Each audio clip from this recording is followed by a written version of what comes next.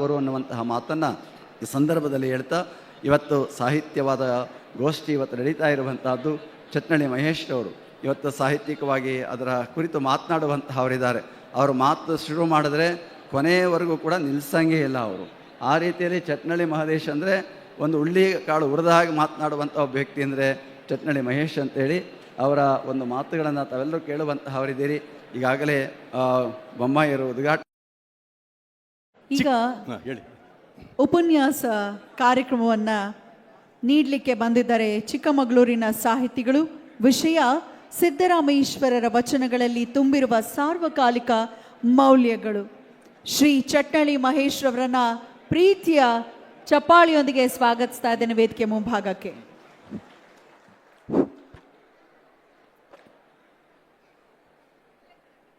ಪೂಜ್ಯತ್ರಯರಿಗೆ ಶಿರಸಾಷ್ಟಾಂಗ ಪ್ರಣಾಮಗಳನ್ನು ಸಮರ್ಪಣೆ.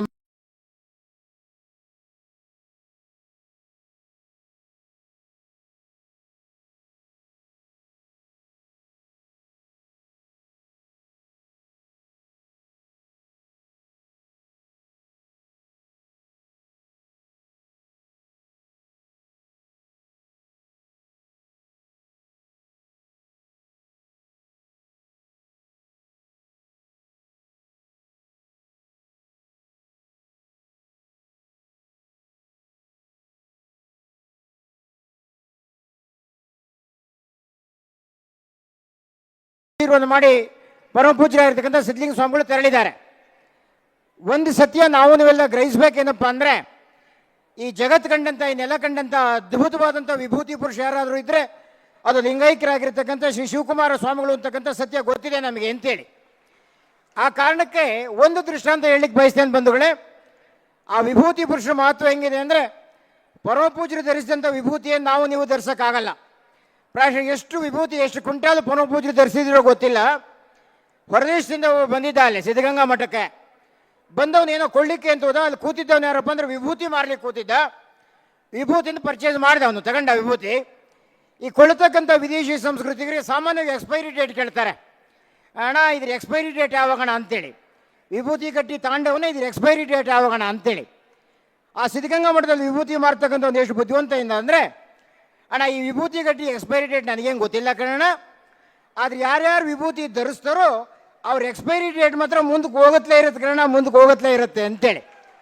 ಈ ನೆಲದಲ್ಲಿ ಸುಮಾರು 112 ವರ್ಷ ಅಂತ ಬಾಳಿ, ಆ ಮುಖೇನ ಬಾಳಿನ ಘನತೆಯೊಂದು ಶ್ರೇಷ್ಠತೆಯನ್ನು ತಂದುಕೊಟ್ಟಂತ ನಮ್ಮ ಲಿಂಗೈಕ್ಯ ಶಿವಕುಮಾರ ಸ್ವಾಮೀಜಿಯವ್ರ ಬಗ್ಗೆ ಒಂದು ಅಪರೂಪದ ಕವನ ಓದಿದ್ದೆ. ಅದು ನಮ್ಮ ಲಿಂಗೈಕ್ಯ ಕವಿಗಳಾಗಿರ್ತಕ್ಕಂಥ ಮಾದೇವ ಬಣಕಾರ್ ಬರೆದಿರ್ತಕ್ಕಂಥ ಒಂದು ವಚನ. ಅದು ಹೇಗೆ ಈ ಸಿದ್ದರಾಮೇಶ್ವರನೆಲ್ಲ ಹೊತ್ತು ಮೆರೆದಿದ್ದಾರೆ ನಮ್ಮ ಸಿದ್ಧಗಂಗಾ ಶ್ರೀಗಳು ಅಂದರೆ, ಭಕ್ತಿಯ ಬೀಗಮುದ್ರೆ ಬಸವಣ್ಣ, ಅನುಭವ ಶಾರದಿ ಅಲ್ಲಮ ಪ್ರಭು, ಜ್ಞಾನಯೋಗಿ ಚನ್ನಬಸವಣ್ಣ, ಕಾಯಕಕ್ಕೆ ಕೈಲಾಸಾಧಿಪತಿ ನುಲಿಯ ಚಂದಯ್ಯ, ಪ್ರಾಣ ಪ್ರಸಾದಿಯಾದಾತ ಡೋಹಾರ ಕಕ್ಕಯ್ಯ, ಮರ್ಥ್ಯಕ್ಕೆ ಮಡಿಯ ನುಡಿಸಿದಾತ ಮಹಾಂತ ಮಾಚಿ ತಂದೆ, ಸತ್ಯ ಮತ್ತು ಶುದ್ಧ ಕಾಯಕದ ಪ್ರತೀಕ ಕರ್ಮಯೋಗಿ ಸಿದ್ದರಾಮಣ್ಣ, ಗಣಾಚಾರದ ಸೇನಾನಿ ಅಂಬಿಗರ ಚೌಡಯ್ಯ, ಎಂತಿಪ್ಪ ಶರಣರೆಲ್ಲರನ್ನೊಂದು ಲಿಂಗವ ಮಾಡಿ ಪೂಜಿಸಿ ಲಿಂಗೈಕ್ಯರಾದಾತ ಎಂಬ ಹೊರಗರು ಶ್ರೀ ಶಿವಕುಮಾರ ಪ್ರಭುನೋಡ ಆ ಬಸವಣ್ಣ ಸಾಕ್ಷಿಯಾಗಿ ಬಸವಣ್ಣ ಸಾಕ್ಷಿಯಾಗಿ ಅಂತೇಳಿ ಪ್ರಾಯಶಃ ಎಲ್ಲ ದಾರ್ಶನಿಕರನ್ನ ಆ ತಲೆ ಮೇಲೆ ಹೊತ್ತು ಆ ಮುಖೇನ ಆ ವಚನ ಸಾಹಿತ್ಯದ ವಚನಕಾರರ ಬದುಕು ಬರೋಣ ನಮಗೆ ನೀವೆಲ್ಲ ತಿಳಿಸಿರ್ತಕ್ಕಂಥ ಪೂಜ್ಯರನ್ನ ಈ ಸಂದರ್ಭದಲ್ಲಿ ಸಂಸ್ಮರಣೆ ಮಾಡ್ತಾ ನಾನು ಒಂದು ವಿಚಾರ ಪ್ರಸ್ತಾಪ ಮಾಡಲಿಕ್ಕೆ ಇಷ್ಟಪಡ್ತೇನೆ ಬಂಧುಗಳೇ. ಸಿದ್ದರಾಮೇಶ್ವರ ಸಾಹಿತ್ಯ ಅಂತಕ್ಕಂಥದ್ದೇನಿದೆ, ವಚನ ಅಂತಕ್ಕಂಥದ್ದೇನಿದೆ, 12ನೇ ಶತಮಾನದಲ್ಲಿ ಬಸವಣ್ಣವರ ನೇತಾರತನದಲ್ಲಿ ಆ ಮುಖೇನ ಬಸವಣ್ಣನವರ ಪರಿಧಿಗೆ ಬಂದು ಆ ಸಿದ್ದರಾಮೇಶ್ವರ ಮಾಡಿದಂಥ ಸಾಧನೆ ಹೇಳದಂಥ ಬೋಧನೆ ಇದೆಯಲ್ಲ, ಅದರಲ್ಲಿ ಏನುಂಟು ಅಂತೇಳಿ ನೀವು ಯಾರು ಕೇಳಂಗೆ ಇಲ್ಲ, ಬೇಕಾದ್ರೆ ಏನಿಲ್ಲ ಅಂತೇಳಿ ಕೇಳ್ಬೋದು ಅಂತೇಳಿ. ಸಮಷ್ಟಿ ಬದುಕಿನ ಒಳಿತಿಗಾಗಿ ಹೋರಾಟ ಮಾಡಿ ಮಾನವೀಯ ಸಂಬಂಧಗಳನ್ನು ಗಟ್ಟಿಗೊಳಿಸಿ ಆ ಮುಖೇನ ಹದಗೆಟ್ಟಂಥ ಬದುಕಿಗೆ ಒಂದು ಭರವಸೆಯನ್ನು ಮೂಡಿಸಬೇಕು ಅಂದರೆ ವ್ಯಕ್ತಿ ಕಲ್ಯಾಣಕ್ಕೋಸ್ಕರ ಆತ್ಮ ಕಲ್ಯಾಣ ಆಗಬೇಕು, ಅದ್ರ ಜೊತೆಗೆ ಕಾಯಕದ ಮುಖೇನ ಸಮಷ್ಟಿ ಕಲ್ಯಾಣ ಆಗಬೇಕು ಅಂತಕ್ಕಂಥ ಪ್ರಜ್ಞೆಯ ಜೊತೆಗೆ ಬಸವಣ್ಣನವರಿಗೆ ಹೆಗಲು ಕೊಟ್ಟು ಹೋರಾಟ ಮಾಡಿದಂಥ ಬಹುದೊಡ್ಡದಾದಂಥ ಸಂತಶ್ರೇಷ್ಠ ಕರ್ಮಯೋಗಿ ಇದ್ದರೆ ಅದು ಖಚಿತವಾಗಿ ನಮ್ಮ ಸಿದ್ದರಾಮೇಶ್ವರರು ಅಂತೇಳಿ. ನೀವು ಸುಮ್ಮನೆ ಯೋಚನೆ ಮಾಡ್ತಾ ಮಾಡಿ ಅವ್ರ ವಚನಗಳನ್ನು ಒಂದೊಂದನ್ನೇ ನೋಡ್ತಾ ಹೋದ್ರೆ ಎಲ್ಲೊಂದು ನೋಡೋಕ್ಕಾಗಲ್ಲ. ಅಲ್ಲೊಂದು ಧಾರ್ಮಿಕ ಚಿಂತನೆ ಇದೆ, ಅಲ್ಲೊಂದು ಸಾಮಾಜಿಕ ಕಳಕಳಿ ಇದೆ, ಅಲ್ಲೊಂದು ಪ್ರಭುತ್ವ ಸುಧಾರಣೆ ಮಾಡಿಸ್ಬೇಕು ಅಂತಕ್ಕಂಥ ಹಂಬಲ ಇದೆ, ಅಲ್ಲೊಂದು ನಿಸರ್ಗದ ಪ್ರೀತಿ ಇದೆ, ಅಲ್ಲೊಂದು ಸಂಸಾರದ ಸಹಜತೆ ಇದೆ, ಅಲ್ಲೊಂದು ಗುರುಲಿಂಗ ಜಂಗಮದ ಗೌರವ ಇದೆ. ನೀವೇನೇನು ಯೋಚನೆ ಮಾಡ್ತೀರೋ ಜಾತಿಯ ನಿರಾಕರಣೆ ಇದೆ, ಧರ್ಮದ ನಿಜವಾದಂಥ ಸಾಕ್ಷಾತ್ಕಾರ ಇದೆ.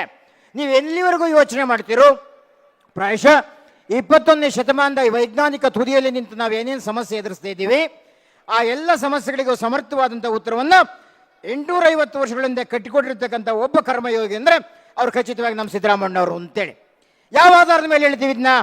ಪೂಜ್ಯರು ಹೋಗ್ತಾ ಇರ್ತಕ್ಕಂಥ ಸಂದರ್ಭದಲ್ಲಿ ಒಂದು ಅದ್ಭುತವಾದ ಮಾತು ಹೇಳಿದರು. ನಾನು ಅವ್ರು ಹೇಳಿದಾಗ ನನಗೆ ನೆನಪಾಯಿತು, ಇವತ್ತು ಲೋಕೋಪಯೋಗಿ ಇಲಾಖೆ ಮಾಡ್ತಾ ಇರ್ತಕ್ಕಂಥ PWD ಇಲಾಖೆ ಆ ಕಾರ್ಯವನ್ನು 12ನೇ ಶತಮಾನದಲ್ಲಿ ಮಾಡಿದ್ರು ಅಂತೇಳಿ.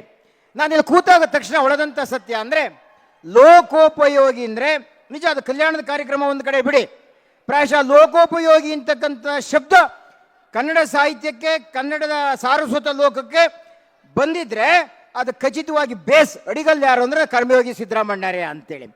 ನಾನು ಯಾಕೆ ಅದನ್ನು ವಿಶ್ಲೇಷಣೆ ಮಾಡ್ತೀನಿ ಅಂದರೆ, ಲೋಕೋಪಯೋಗಿ ಅಂದರೆ ಲೋ ಇದೆಯಲ್ಲ, LOW ಲೋ ಗೊತ್ತಾ ನಿಮಗೆ? ಕೋಪ ಅಂದರೆ ಕನ್ನಡದ ಕೋಪ ಅಂತೇಳಿ. ಪ್ರಾಯಶಃ ಇಡೀ ವಚನಕಾರರಲ್ಲಿ ಅತ್ಯಂತ ಕಡಿಮೆ ಕೋಪ ಇದ್ದಂಥ ಯೋಗಿ ಯಾರಾದರೂ ಇದ್ದರೆ ಅದು ಖಚಿತವಾಗಿ ನಮ್ಮ ಸಿದ್ದರಾಮಣ್ಣವರು ಅಂತೇಳಿ. ಹೆಂಗೆ ಅಧ್ಯಯನ ಮಾಡ್ತೀರಾ ನೋಡಿ, ಇಡೀ ಸಂತ ಸಮೂಹಕ್ಕೆ ಒಂದು ಕರೆ ಕೊಡ್ತಾರೆ ಅವರು, ಇಡೀ ವ್ಯಕ್ತಿ ಸಮೂಹಕ್ಕೆ ಒಂದು ಕರೆ ಕೊಡ್ತಾರೆ. ಈ ಜನಕಲ್ಯಾಣಕ್ಕೆ ಬೇಕಾಗಿರ್ತಕ್ಕಂಥ ಪ್ರಬಲವಾದಂಥ ಒಂದು ದೊಡ್ಡ ಸೂತ್ರ ಯಾವುದಪ್ಪ ಅಂದರೆ ನಾವು ಕೋಪ ಕಡಿಮೆ ಮಾಡ್ಕೊಳ್ಬೇಕು ಅಂತೇಳಿ. ನಮ್ಮ ಮಾಜಿ ಮುಖ್ಯಮಂತ್ರಿಗಳು ಬೊಮ್ಮಾಯಿ ಸಾಹೇಬರು ಮತ್ತು ಅಶ್ವಥ್ ನಾರಾಯಣ್ ಮಾತನಾಡಬೇಕಾದ್ರೆ ಆ ಕೋಪದಿಂದ ಆಗ್ತಾ ಇರ್ತಕ್ಕಂಥ ಅನಾಹುತಗಳ ಬಗ್ಗೆ ಮಾತನಾಡಿ. ಇಂಗ್ಲೀಷಲ್ಲಿ ಒಂದು ಮಾತಿದೆ, ಅವಾಯ್ಡ್, ಗೊತ್ತಾ ನಿಮಗೆ? ಅವಾಯ್ಡ್ ಆ್ಯಂಗರ್ ಅಂತಾರೆ. Avoid anger because just it is 1 letter away from danger ಅಂತೇಳಿ. ಈ ಆ್ಯಂಗರ್ಗೂ ಡೇಂಜರ್ಗೂ ಬರೀರಿ ನೀವು, ಶಬ್ದ ಒಂದೇ ಒಂದು ವ್ಯತ್ಯಾಸ, ಏನದು ಮಾತ್ರ ವ್ಯತ್ಯಾಸ ಅಂತೇಳಿ. Avoid anger because just it is 1 letter away from danger ಅಂತೇಳಿ. ಪ್ರಾಯಶಃ ಈ ಅಪಘಾತ ಕೋಪದಿಂದ ಏನಾಗುತ್ತೆ ಅಂತಕ್ಕಂಥ ಒಂದು ಮನೋಸತ್ಯ ಇದೆಯಲ್ಲ, ಅದು ನಮ್ಮ ಕರ್ಮಯೋಗಿ ಸಿದ್ದರಾಮಣ್ಣವರು ತಿಳಿದಿತ್ತು. ಹಾಗೆ ಒಂದು ಅದ್ಭುತವಾದ ಸೂತ್ರ ಕೊಡ್ತಾರೆ. ಯಾವುದದು ಅಂದರೆ ಯೋಗಿಗೆ ಕೋಪವೇ ಮಾಯೆ ಅಂತೇಳಿ. ನೋಡಿ, ಪ್ರಾಯಶಃ ಅದು ಯೋಗಿಗೆ ಒಬ್ಬರೇ ಅಲ್ಲ, ನಮಗೆ ನಿಮಗೆಲ್ಲವೂ ಮಾಯೆ ಯಾವುದಪ್ಪ ಅಂದ್ರೆ ಅದು ಕೋಪವೇ ಅಂತೇಳಿ. ಯೋಗಿಗೆ ಕೋಪವೇ ಮಾಯೆ, ಯೋಗಿಗೆ ಕೋಪವೇ ಮಾಯೆ, ರೋಗಿಗೆ ಅಪತ್ಯವೇ ಮಾಯೆ, ಜ್ಞಾನಿಗೆ ಮಿಥ್ಯೆ ಮಾಯೆ, ಅರಿದವಂಗೆ ನಾನೂನೆಂಬುದೇ ಮಾಯೆ ಕಾಣ ಕಪಿಲ ಸಿದ್ಧ ಮಲ್ಲಿಕಾರ್ಜುನ ಅಂತಾರೆ. ಪ್ರಾಯಶಃ ವ್ಯಕ್ತಿಗತವಾದಂಥ ಆತ್ಮಕಲ್ಯಾಣ ಆಗ್ತಕ್ಕಂಥ ನಿಟ್ಟಿನಲ್ಲಿ ಈ ಕೋಪವನ್ನು ಹೆಂಗೆಲ್ಲಬೇಕು ಅಂತಕ್ಕಂಥ ಮಹಾ ಸಂದೇಶ ಕೊಟ್ಟಂತ ಆ ಕರ್ಮಯೋಗಿ ಸಿದ್ದರಾಮಣ್ಣವ್ರು ಏನಿದ್ದಾರೆ, ಈ ವಚನದ ಆಧಾರದ ಮೇಲೆ ಅವರು ಖಚಿತವಾಗಿ ಲೋಕೋಪಯೋಗಿ ಅಂತೇಳಿ, ಅವ್ರಿಗೆ ಭಾರಿ ಕಡಿಮೆ ಇದ್ದಂಥ ಯೋಗಿ ಅಂತೇಳಿ. ಆ ಕಾರಣಕ್ಕೋಸ್ಕರ ಈಗ ತಾನೇ ಬಂದಿರತಕ್ಕಂಥ ನಟ ಡಾಲಿ ಧನಂಜಯ ಅವರಿಗೆ ನಿಮ್ಮ ಪರವಾಗಿ ಸ್ವಾಗತ ಕೋರ್ತಾ, ಪ್ರಾಯಶಃ ಡಾಲಿ ಧನಂಜಯ ಅವರು ಕೂಡ ವೇದಿಕೆ ಶಿಸ್ತನ್ನು ತುಂಬ ನಿರೀಕ್ಷೆ ಮಾಡ್ತಾರೆ. ಹಾಗಾಗಿ ನೀವೆಲ್ಲರೂ ಕೂಡ ಅವ್ರ ಮೇಲಿಟ್ಟಿರ್ತಕ್ಕಂಥ ಅಭಿಮಾನ ಓಕೆ, ಆದ್ರೆ ಅಭಿಮಾನದ ಕಾರಣಕ್ಕೆ ಇಲ್ಲೊಂದು ರಸಭಂಗ ಆಗಬಾರ್ದು, ಅಲ್ಲೊಂದು ತೊಂದರೆ ಆಗಬಾರ್ದು ಅಂತಕ್ಕಂಥ ಬಯಕೆಯನ್ನು ವ್ಯಕ್ತಪಡಿಸ್ತಕ್ಕಂಥವ್ರು. ಹಾಗಾಗಿ ದಯಮಾಡಿ ಒಂದು 15-20 ನಿಮಿಷಗಳ ಕಾಲ ನಿಶ್ಶಬ್ದವಾಗಿ ಕೂತು ನಿಮ್ಮ ಗೌರವವನ್ನು ಮೌನದಿಂದಲೇ ಕೊಡಬೇಕು ಅಂತಕ್ಕಂಥ ವಿನಂತಿಯನ್ನು ಮಾಡ್ತಾ, ಮತ್ತೊಂದು ವಿಶೇಷ ಯಾಕೆ ನಮಗೆ ಸಿದ್ದರಾಮಣ್ಣವರು ತುಂಬ ಅಪರೂಪ ಆಗ್ತಾರೆ ಅಂದರೆ, ತುಂಬ ಆಪ್ಯಾಯಮಾನವಾಗ್ತಾರೆ, ತುಂಬ ಪ್ರಸ್ತುತವಾಗ್ತಾರೆ ಅಂದರೆ, 21ನೇ ಶತಮಾನದ ಇವತ್ತೂ ಕೂಡ ಜಾತೀಯ ಸಮಸ್ಯೆ ಅಂತಕ್ಕಂಥದ್ದು ನಮ್ಮ ಬೆನ್ಬಿಟ್ಟಿಲ್ಲ ಅಂತೇಳಿ. ಪ್ರಾಯಶಃ ಆ ಜಾತೀಯ ಕಾರಣಕ್ಕೋಸ್ಕರ ಆಗ್ತಾ ಇರ್ತಕ್ಕಂಥ ಸಂಘರ್ಷ ಎಲ್ಲ ನೋಡ್ತೇವೆ. ಈ ಜಾತಿಯ ವಿರುದ್ಧ ಹೋರಾಟ ಮಾಡಿದಂಥ ಬಹುದೊಡ್ಡದಾದಂಥ ಕಾಲಘಟ್ಟ ಅದು 12ನೇ ಶತಮಾನದಲ್ಲಿ ಎಲ್ಲ ವಚನಕಾರರು ಕೂಡ ಪ್ರಸ್ತಾಪ ಮಾಡ್ತಾರೆ ಅಂತೇಳಿ. ಆ ಸಂದರ್ಭದಲ್ಲಿ ಕರ್ಮಯೋಗಿ ಸಿದ್ದರಾಮಣ್ಣವ್ರು ಕೊಡ್ತಿರ್ತಕ್ಕಂಥ ಒಂದು ಅಪರೂಪದ ವಚನ ಅಂದರೆ ನಾವು ನೀವೆಲ್ಲ ಗ್ರಹಿಸಬೇಕು. ನೋಡಿ, ನೀರು ಯಾವುದೇ ಜಾತಿ ಇಲ್ಲ ಅಂತ ನಾವು ಹೇಳ್ತೀವಿ, ನಿಸರ್ಗಕ್ಕೆ ಜಾತಿ ಇಲ್ಲ ಅಂತ ಹೇಳ್ತೀವಿ, ಪಂಚಭೂತಗಳಿಗೆ ಜಾತಿ ಇಲ್ಲ ಅಂತ ಹೇಳ್ತೀವಿ, ಯಾವ ಜಾತಿ ಮಾಡಿಲ್ವಲ್ಲ. ಅದಕ್ಕೆ ಅವ್ರು ನಮ್ಮಿದ್ರಿಗೆ ಕೊಡ್ತಕ್ಕಂಥ ಉದಾಹರಣೆ ಅಂದರೆ ನೀರನ್ನು ತಾಂತಾರೆ. ಹರಿತಾ ಇರ್ತಕ್ಕಂಥ ನೀರನ್ನು ಕುಡಿಲಿಕ್ಕೆ ಅಂತ ಒಬ್ಬ ಹೋದ್ರೆ ಆ ನೀರು ಯಾವತ್ತಾದ್ರು ದುಡಿದೀನ್ರಿ, ನೀನು ನನ್ನ ಜಾತಿ ಎಲ್ಲ ಬರಬೇಡ ಅಂತ ಯಾವುದಾದ್ರೂ ನೀರು ಹೇಳಿದ್ಯಾ? ಜಾತಿ ವಿಜಾತಿಯವರು ನೀರು ಕುಡಿಯ ಹೋದರೆ ಸುಡು ಹೋಗೆಂದು ನೂಕಿತ್ತೆ ಆ ಜಲವು. ಏನು ಪ್ರಶ್ನೆ ಮಾಡ್ತಾರೆ ನೋಡಿ, ನೀನು ನನ್ನ ಜಾತಿಯವನಲ್ಲಪ್ಪ, ನೀನು ಉತ್ತಮರ ಜಾತಿ ಅಲ್ಲ, ಯಾಕಿಲ್ಲಿ ಬಂದಿದ್ಯಾ ಅಂತ ಯಾವುದಾದ್ರೂ ಜಲ ನೂಕಿದ್ಯಾ? ಜಾತಿ ವಿಜಾತಿಯವರು ನೀರು ಕುಡಿಯ ಹೋದರೆ ಸುಡು ಸುಡು ಹೋಗೆಂದು ನೂಕಿತ್ತೆ ಆ ಜಲವು ಅಂತ ಹೇಳ್ತಾ ಕಡೆ ಒಂದು ಮಾತು ಹೇಳ್ತಾರೆ, ಆ ಜಲದಂತಾಗಬೇಡವೇ ನಮ್ಮ ಹಿರಿಯರು ಅಂತೇಳಿ. ಪ್ರಾಯಶಃ ಇವತ್ತು ಕಿರಿಯರಾಗಿರ್ತಕ್ಕಂಥವ್ರು ನಾಳೆ ಹಿರಿಯರಾಗ್ತೀವಿ, ನಮಗಿಂತ ಹಿರಿಯರಿದ್ದಾರೆ. ಆ ಹಿರಿಯರಿಂದಾದರೂ ಈ ಜಾತಿಯನ್ನು ಪೋಷಣೆ ಮಾಡ್ತಾ ಇದ್ರೆ, ಆ ಹಿರಿಯರಾಗಿರ್ತಕ್ಕಂಥವ್ರು ಜಾತಿಯನ್ನು ಹುಟ್ಟಾಕ್ತಾ ಇದ್ರೆ ಅವ್ರಿಗೊಂದು ಕರೆ ಕೊಡ್ತಾರೆ, ಆ ಜಲದಂತಾಗಬೇಡವೇ ನಮ್ಮ ಹಿರಿಯರು ಅಂತೇಳಿ. ಎನ್ನ ಮನ ದ್ವಂದ್ವಕ್ಕೊಳಗೆ ಹೋದಾಗ ಆ ಜಲಕ್ಕೆ ಕೇಳ್ತಾರೆ, ನಿನ್ನದೊಂದು ಸಮತಾವಾದ ಆವಾಗ ಬಂದ ನನ್ನನ್ನು ಒಪ್ಪಿಕೊಳ್ಳುವುದು ಕಪಿಲ ಸಿದ್ಧ ಮಲ್ಲಿಕಾರ್ಜುನ ಅಂತೇಳಿ. ಆ ಜಲಕ್ಕೆ ಒಂದು ಸಮತಾವಾದ ಅಂತಿದೆ, ಎಲ್ಲರನ್ನೂ ಕೂಡ ಪ್ರೀತಿಯಿಂದ ಕಾಣುತ್ತಲ್ಲ, ಆ ಸಮತಾವಾದ ನನ್ನನ್ನು ಯಾವಾಗ ಬಂದು ಒಪ್ಪಿಕೊಳ್ಳುತ್ತೆ ಅಂತಕ್ಕಂಥದ್ದನ್ನು ಕೇಳ್ತಾರಲ್ಲ, ಅದು ಪ್ರಾಯಶಃ ಸಾರ್ವಕಾಲಿಕವಾದಂಥ ಸತ್ಯಕ್ಕೆ, ಸಾರ್ವಕಾಲಿಕವಾದಂಥ ಒಂದು ವ್ಯಾಲ್ಯೂಸ್ನ ಆ ಮೌಲ್ಯಗಳನ್ನು ಪ್ರತಿಪಾದನೆ ಮಾಡಿದ್ದಾರೆ ಎನ್ಲಿಕ್ಕೆ ಈ ವಚನ ಅತ್ಯಂತ ದೊಡ್ಡ ಉದಾಹರಣೆ ಅಂತೇಳಿ. ಪ್ರಾಯಶಃ ಇವತ್ತಿನ ಕಾಲದಲ್ಲೂ ಕೂಡ ನಮ್ಮ ಸರ್ಕಾರಕ್ಕೊಂದು ದೊಡ್ಡ ಜಿಜ್ಞಾಸೆ ಇದೆ, ಎಜುಕೇಷನ್ ಪಾಲಿಸಿ ಹೆಂಗಿರಬೇಕು ಅಂತೇಳಿ, ಶೈಕ್ಷಣಿಕವಾದಂಥ ಯೋಜನೆಗಳು ಹೆಂಗಿರಬೇಕು ಅಂತಕ್ಕಂಥ ಜಿಜ್ಞಾಸೆಗೆ ಇವತ್ತಿನ ಪ್ರಭುತ್ವವೂ ಕೂಡ ಒಳಗಾಗಿರ್ತಕ್ಕಂಥ ಸಂದರ್ಭದಲ್ಲಿ 12ನೇ ಶತಮಾನದಲ್ಲಿ ಈ ಶಿಕ್ಷಣದ ಬಗ್ಗೆ ಒಂದು ಹೊಸ ಕಲ್ಪನೆಯನ್ನು ಕೊಡ್ತಾರಲ್ವಾ, ಅದೆಲ್ಲರೂ ಕೊಡ್ತಾರೆ. ಅಲ್ಲಮ ಪ್ರಭುಗಳು ಒಂದು ಕಡೆ ಹೇಳ್ತಾರೆ, ಒಂದು ಶ್ರೀಮಂತಿಕೆಯನ್ನು ಅಳಿಲಿಕ್ಕೆ ನಮ್ಗೆ ಇರ್ತಕ್ಕಂಥ ಮಾನದಂಡ ಯಾವುದಪ್ಪ ಅಂದರೆ ನಮ್ಮಲ್ಲಿ ಆರ್ಥಿಕವಾದಂಥ ಪ್ರಗತಿ ಹೆಂಗಿದೆ, ಒಬ್ಬ ವ್ಯಕ್ತಿ ಜಮೀನು ಎಷ್ಟಿದೆ, ಕಾರ್ ಎಷ್ಟಿದೆ, ಬಂಗ್ಲೆ ಎಷ್ಟಿದೆ, ದುಡ್ಡು ಎಷ್ಟಿದೆ ಅಲ್ಲ. ಮತ್ತು ಯಾವುದು ಶ್ರೀಮಂತ ಅಂದರೆ ಈ ಭೂಮಿ ನಿನ್ನದಲ್ಲ, ಹೇಮ ನಿನ್ನದಲ್ಲ, ಕಾಮಿನಿ ನಿನ್ನವಳಲ್ಲ, ಇವು ಜಗಕ್ಕಿಕ್ಕಿದ ವಿಧಿ. ನೀನು ನೋಡವೇ ಎಂಬುದು ಜ್ಞಾನರತ್ನ ನೋಡ, ಅಂತಿಪ್ಪ ಜ್ಞಾನರತ್ನವನ್ನು ನೀ ಕೆಡಗೊಡದೆ ಅಲಂಕರಿಸಿದೆಯಾದರೆ ನಮ್ಮ ಗುಹೇಶ್ವರ ಲಿಂಗದಲ್ಲಿ ನಿನಗಿಂತ ಸಿರಿವಂತರಿಲ್ಲ ನೋಡ ಅಂತೇಳಿ ಆ ವ್ಯೋಮಸಿಂಹಾಸದ ಅಧಿಪತಿ ಅಲ್ಲಮ ಪ್ರಭುಗಳು ಆ ಶಿಕ್ಷಣದ ಬಗ್ಗೆ ಕೊಟ್ಟಂಥ ವ್ಯಾಖ್ಯಾನ ಎಲ್ಲ ವಚನಕಾರರು ಪ್ರಸ್ತಾಪ ಮಾಡ್ತಾರೆ ಅಂತೇಳಿ. ನಮ್ಮ ಬಸವಣ್ಣವರು ಕೂಡ ಜ್ಞಾನದ ಬಲದಿಂದ ಅಜ್ಞಾನದ ಕೇಡು ನೋಡಯ್ಯ ಅಂತೇಳಿ ಎಲ್ಲ ವಚನಕಾರರು ಹೇಳ್ತಾರೆ. ವಿಶೇಷವಾಗಿ ಸಿದ್ದರಾಮಣ್ಣವ್ರ ವಚನ ಇಲ್ಲಿ ಯಾಕೆ ಪ್ರಸ್ತುತ ಆಗುತ್ತೆ ಅಂದರೆ, ಇವತ್ತೇನು ಓದ್ತಾ ಇದ್ದೀವಲ್ಲ, ಓದಿರ್ತಕ್ಕಂಥ ಅಕ್ಷರಸ್ಥರೇನಿದ್ದೀವಿ, ಆ ಅಕ್ಷರಸ್ಥರಲ್ಲಿ ಒಂದು ಡಾಂಬಿಕತನ ತುಂಬಿದೆ ಅಂತೇಳಿ. ಅವಲ್ಲಿ ನಿಜವಾದಂಥ ಇನ್ಬಿಲ್ಟ್ ಇದೆಯಲ್ಲ, ಅಂತಸತ್ವ ಇಲ್ಲ ಅಂತಕ್ಕಂಥದ್ದನ್ನ 850 ವರ್ಷಗಳ ಹಿಂದೆ ಗುರುತಿಸ್ತಾರಲ್ಲ ಸಿದ್ದರಾಮಣ್ಣವರು. ಏನು ಹೇಳ್ತಾರೆ ಅವರು?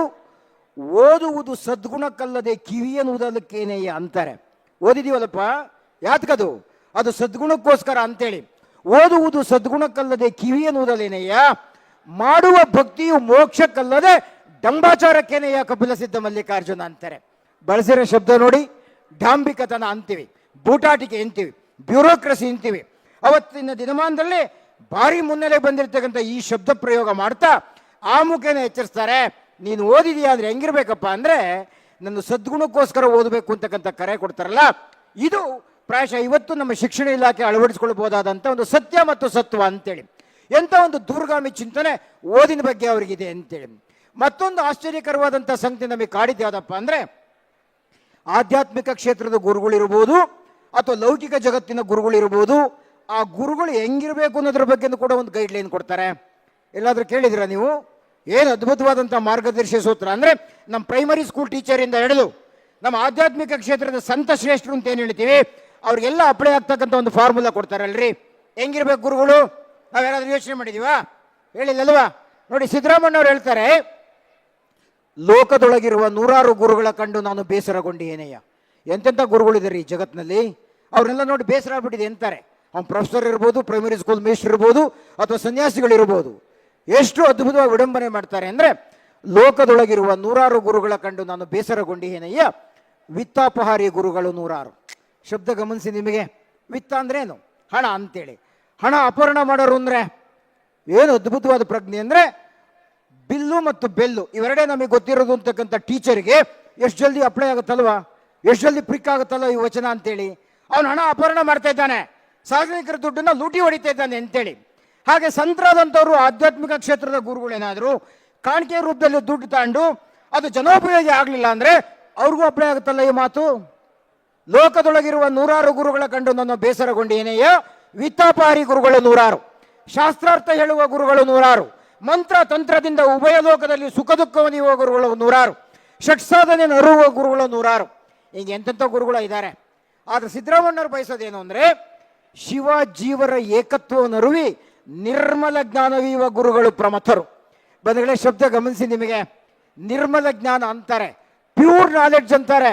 ಯಾವುದದು ಪ್ಯೂರ್ ನಾಲೆಡ್ಜ್ ಅಂದರೆ, ಪ್ರಾಯಶಃ ಸ್ವಾಮೀಜಿಯವರು ಕೊಡ್ತಕ್ಕಂಥ, ಸಂತರು ಕೊಡ್ತಕ್ಕಂಥ, ಮಾಸ್ಟರ್ ಕೊಡ್ತಕ್ಕಂಥ, ಗುರುಗಳು ಕೊಡ್ತಕ್ಕಂಥ ಆ ಶಿಕ್ಷಣದಿಂದ ಈ ನರ ಹರನಾಗ್ಬಿಡ್ಬೇಕು, ಈ ಜೀವ ಶಿವನಾಗ್ಬಿಡ್ಬೇಕು, ಮಾನವ ಮಾದೇವನಾಗ್ಬಿಡ್ಬೇಕು, ಪ್ರತಿ ಮನೆಯೂ ಕೂಡ ಮಾಮನೆ ಆಗ್ಬಿಡ್ಬೇಕು.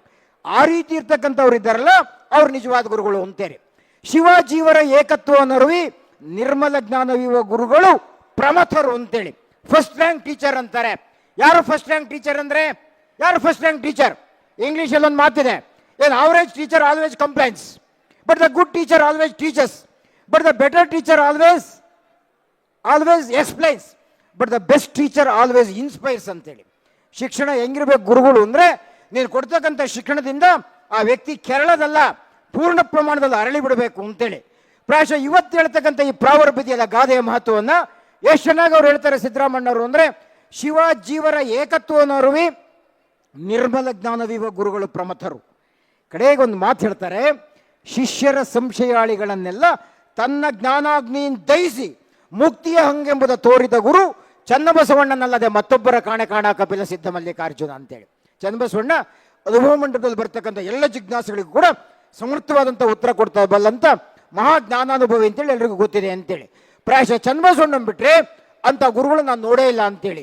ಎಷ್ಟು ಚೆನ್ನಾಗಿ ಹೇಳ್ತಾರೆ ಅಂದರೆ, ಶಿಷ್ಯರ ಸಂಶಯಾಳಿಗಳನ್ನೆಲ್ಲ ಪಾಠ ಮಾಡ್ಬೇಕಾದ್ರೆ ಶಿಷ್ಯರಿಗೆ ಡೌಟ್ ಬರಲ್ವೇನ್ರಿ? ಅನುಮಾನ ಬರುತ್ತಲ್ವಾ? ಅನುಮಾನನೆಲ್ಲ ಪರಿಹರಿಸಬೇಕು ಅಂದರೆ ಅವನು ಚೆನ್ನಾಗಿ ಓದಿರ್ಬೇಕಲ್ಲ. ಅವನು ಚೆನ್ನಾಗಿ ಓದಿದ್ರು ಮಾತ್ರ ಸಾಧ್ಯ ತಾನೆ. ಶಿಷ್ಯರ ಸಂಶಯಾಳಿಗಳನ್ನೆಲ್ಲ ತನ್ನ ಜ್ಞಾನಾಗ್ನಿಯಿಂದ ದಹಿಸಿ, ಅವನಲ್ಲಿರ್ತಕ್ಕಂಥ ಪ್ರಖರವಾದಂಥ ಅಗ್ನಿಕುಂಡ ಇದೆಯಲ್ಲ ಜ್ಞಾನಾಗ್ನಿ, ಅದರಿಂದ ಆ ಶಿಷ್ಯರ ಡೌಟ್ ಎಲ್ಲ ನಿರ್ಣಯ ಮಾಡಿಬಿಡ್ಬೇಕು, ಬಸ್ ಮಾಡಿಬಿಡ್ಬೇಕು.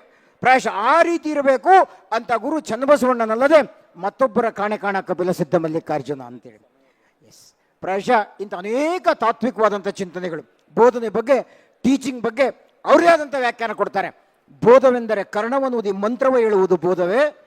ಬಯಟ್ ಮಾಡಿಸದ, ಮಂತ್ರ ಪೋಷಣೆ ಮಾಡಿಸದ? ಅಲ್ಲ ಅಲ್ಲ, ತನುತ್ರಯ ಸಾಕ್ಷಿಯಾಗಿ ನೀನೇ ಪರವಸ್ತು ಎಂಬುದೇ ನಿಜ ಬೋಧ ನೋಡ ಕಪಿಲ ಸಿದ್ಧ ಮಲ್ಲಿಕಾರ್ಜುನ ಅಂತೇಳಿ. ಇಂಥ ಹಲವಾರು ಪ್ರಾಯಶಃ ಇವತ್ತಿನ ದಿನಮಾನಕ್ಕೆ ಅಪ್ಲೈ ಆಗ್ತಕ್ಕಂಥ ಪ್ರಸ್ತುತ ದಿನಮಾನಕ್ಕೂ ಕೂಡ ಅತ್ಯಗತ್ಯವಾದಂಥ ಎಲ್ಲ ಚಿಂತನೆಗಳು ಕೂಡ ಅವ್ರ ವಚನದಲ್ಲಿದೆ. ಪ್ರಾಯಶಃ ಒಂದು ವಚನವನ್ನು ಹೇಳಿ ನಾನು ಮಾತು ಮುಗಿಸ್ತೇನೆ. ಅದು ಯಾವುದು ಅಂದರೆ, ಇವತ್ತು ಕೂಡ ನಮಗೆ ಸ್ವರ್ಗ ಇದೆಯಾ ನರಕ ಇದೆಯಾ ಅಂತಕ್ಕಂಥ ಜಿಜ್ಞಾಸೆಯಲ್ಲಿದ್ದೀವಿ. ಡಿ ವಿ ಗುಂಡಪ್ಪನವ್ರ ಕಗ್ಗದಲ್ಲಿ ಒಂದು ಮಾತು ಹೇಳ್ತಾರೆ, ಸತ್ತ ಮೇಲೆ ಏನಾಗ್ತದೆ ಅಂತ ಗೊತ್ತಿಲ್ಲ, ಭೂತವೋ ಪ್ರೇತವೋ ಪುನರ್ಜನ್ಮವೋ ಕೈಲಾಸವಾಸವೋ, ತಿರುಗಿ ಬಂದವರಿಲ್ಲ ವರದಿ ತಂದವರಿಲ್ಲ, ಇಹದ ಬಾಳಿಗೆ ಪರದ ಚಿಂತೆ ಏಕೋ ಮಂಕುತಿಮ್ಮ ಅಂತಾರೆ. ಮಗನ ಇಲ್ಲಿ ಚೆನ್ನಾಗಿ ಬದುಕು ನೀನು, ಆ ಲೋಕದ ಚಿಂತೆ ಬೇಡ ಅಂತೇಳಿ. ಯಾರು ನೋಡಿ ಬಂದಿಲ್ವಲ್ಲ? ನನ್ನಂತ ಒಬ್ಬ ಪ್ರವಚನಕಾರ ಇಂಥ ಭಾಷಣಕ್ಕೆ ಬಂದಿದ್ದ. ಅವನು ಆ ಬರ್ಬೇಕಾದ್ರೆ ಮೇನ್ ರೋಡ್ ಎಂಟ್ರೆನ್ಸ್ ಅಲ್ಲಿ ನಿಂತಿದ್ದ. ಅವ್ರ ಮನೆಗೆ ಒಂದು ಪತ್ರ ಬರೆದಿದ್ದ. ಅವನು ಆ ಪತ್ರ ಬರೆದಿರ್ತಕ್ಕಂಥ ಕಾರ್ಡ್ ಎಲ್ಲ ಹಾಕ್ಬೇಕು ಅಂತ ಗೊತ್ತಿಲ್ಲ. ಅಲ್ಲಿ ತಕ್ಷಣ ಅಲ್ಲಿ ಹುಡುಗ ಇದ್ದ, ಸಣ್ಣ ಹುಡುಗನ ಕೇಳಿದ, ಮರಿ ಇಲ್ಲಿ ಪೋಸ್ಟ್ ಡಬ್ಬಿ ಎಲ್ಲಿದೆ ಅಂತೇಳಿ. ಅವನು ಕ್ಲೀನಾಗಿ ಅಡ್ರೆಸ್ ತೋರಿಸ್ದ, ಹಿಂಗೆ ಹೋಗಿ ಸರ್ ಎಡಗಡೆ ಹೋಗಿ ಅಲ್ಲಿ ಸಿಗುತ್ತೆ ಅಂತೆಲ್ಲ ತೋರಿಸ್ದ.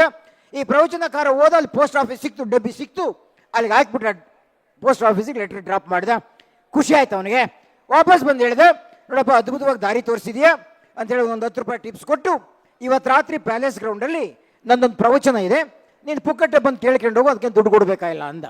ಸಣ್ಣ ಹುಡುಗ ಅವನು, ಒಂದು 5-6ನೇ ಕ್ಲಾಸ್ ಹುಡುಗ ಅವನು. ಸರಿ ಸ್ವಾಮಿ ಬರ್ತೀನಿ, ಯಾವ ವಿಚಾರದ ಮೇಲೆ ಭಾಷಣ ಮಾಡ್ತೀರಾ ಪ್ರವಚನ ಅಂದ. ನೋಡಪ್ಪ ಹಿಂದ್ಗಡೆ ಫ್ಲೆಕ್ಸ್ ಹಾಕಿರ್ತಾರೆ, ಅಲ್ಲಿ ಬೋರ್ಡ್ ಹಾಕಿರ್ತಾರೆ, ಸ್ವರ್ಗಕ್ಕೆ ದಾರಿ, ಈ ವಿಚಾರದ ಮೇಲೆ ನಾನು ಮಾತಾಡ್ತೀನಿ ಅಂದರು. ಹಂಗಂದ ತಕ್ಷಣ ಹುಡುಗ ಸಿಟ್ಟು ಬಂದ್ಬಿಡ್ತು, ಹೋಗ್ರಿ ರೀ ನಿಮ್ಗಂತೂ ಕೆಲಸ ಇಲ್ಲ, ನನಗೆ ಕೆಲಸ ಇಲ್ವಾ, ಬರಲ್ಲ ಹೋಗ್ರಿ ಇಂದ. ಅವನಿಗೆ ಪ್ರವಚನಕಾರಿ ಶಾಕ್ ಆಯ್ತು. ಜಗತ್ತಿನಲ್ಲಿ ಇಷ್ಟು ಭಾಷಣ ಹೊಡೆದು ಬಂದೀನಿ, ಯಾರು ಹಿಂಗಂದಿರಲಿಲ್ಲ, ಯಾಕೆ ಬರಲ್ವಪ್ಪ ಅಂದ. ಆ ಹುಡುಗ ಹೇಳ್ದ, ಅಲ್ರಿ ಸ್ವರ್ಗಕ್ಕೆ ದಾರಿ ಈ ವಿಚಾರದಲ್ಲಿ ನೀವು ಪ್ರವಚನ ಮಾಡ್ತೀರಾ, ನಾನು ಕೇಳಬೇಕಾ? ನಮ್ಮೂರು ಪೋಸ್ಟ್ ಆಫೀಸ್ಗೆ ದಾರಿ ಗೊತ್ತಿರಲ್ಲ, ಈಗ ನಾನು ನಿಮಗೆ ತೋರಿಸಿದ್ದೀನಿ, ಇಂಥ ಸ್ವರ್ಗಕ್ಕೆ ದಾರಿ ಬಗ್ಗೆ ನೀವೇನು ಹೇಳ್ತೀರಾ, ನಾನೇನು ಕೇಳಬೇಕು ಅಂತೇಳಿ. ಈ ಸತ್ಯವನ್ನು 12ನೇ ಶತಮಾನದ ವಚನಕಾರರು ತುಂಬ ಚೆನ್ನಾಗಿ ಕಂಡಿದ್ರು ಅಂತೇಳಿ. ಹಾಗಾಗಿ ಸಿದ್ದರಾಮಣ್ಣ ಅವರು ಹೇಳಿದ್ದು, ಕೈಲಾಸ ಕೈಲಾಸವೆಂದು ಬಡಿದಾಡುವ ಅಣ್ಣಗಳಿರ, ನೀವು ಕೇಳಿರ ಕೈಲಾಸವೆಂಬುದೊಂದು ಭೂಮಿಯೊಳಗಿರುವ ಹಾಳು ಬೆಟ್ಟ, ಅಲ್ಲಿರುವ ಮುನಿಗಳೆಲ್ಲ ಜೀವಗಳ್ಳರು, ಅಲ್ಲಿರುವ ಚಂದ್ರಶೇಖರ ಬಹುಹೆಡ್ಡ, ಇದರ ಆಡಂಬರ ನಿಮಗೇಕಯ್ಯ, ನಿಮ್ಮ ಪುರಾತರಿಗೆ ಸದಾಚಾರದಿಂದ ವರ್ತಿಸಿ ಲಿಂಗಾಂಗ ಸಾಮರಸ್ಯವ ತಿಳಿದು ನಿಮ್ಮ ಪಾದ ಪದ್ಮದಳು ಬಯಲಾದ ಪದವೇ ಸಾಕ್ಷಾತ್ ಕೈಲಾಸ ಕಾಣ ಕಪಿಲ ಸಿದ್ಧ ಮಲ್ಲಿಕಾರ್ಜುನ ಅಂತೇಳಿ.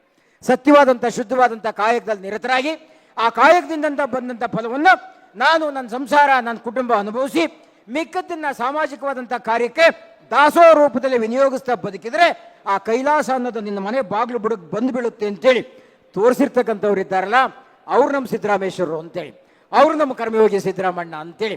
ಅಂತ ಸಿದ್ದರಾಮಣ್ಣವರು ಹೇಳಿ ಕೇಳಿ ಕೃಷಿ ಸಮೂಹ, ನಾವೆಲ್ಲ ಕೃಷಿಕರು, ಕೃಷಿ ಬಗ್ಗೆ ಇದ್ದಂಥ ಮಹತ್ತರವಾದಂಥ ಕಮಿಟ್ಮೆಂಟ್, ಬದ್ಧತೆ ಆಗಿತ್ತು ಅಂದರೆ ಅವರೊಂದು ಮಾತು ಹೇಳ್ತಾರೆ, ಕೃಷಿಯ ಮಾಡಿ ಉಣ್ಣದೆ ಹಸಿವು ಅರಿವ ಪರಿ ಇನ್ನೆಂತು ಅಂತೇಳಿ.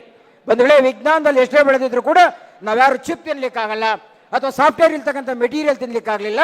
ನಮ್ಮಪ್ಪ ನಮ್ಮ ಅಣ್ಣ ತಮ್ಮಗಳು ಪೈರು ಬೆಳೆಯಬೇಕು, ಅದನ್ನೇ ಅನ್ನ ಮಾಡ್ಕೊಂಡು ತಿನ್ಬೇಕಲ್ಲ.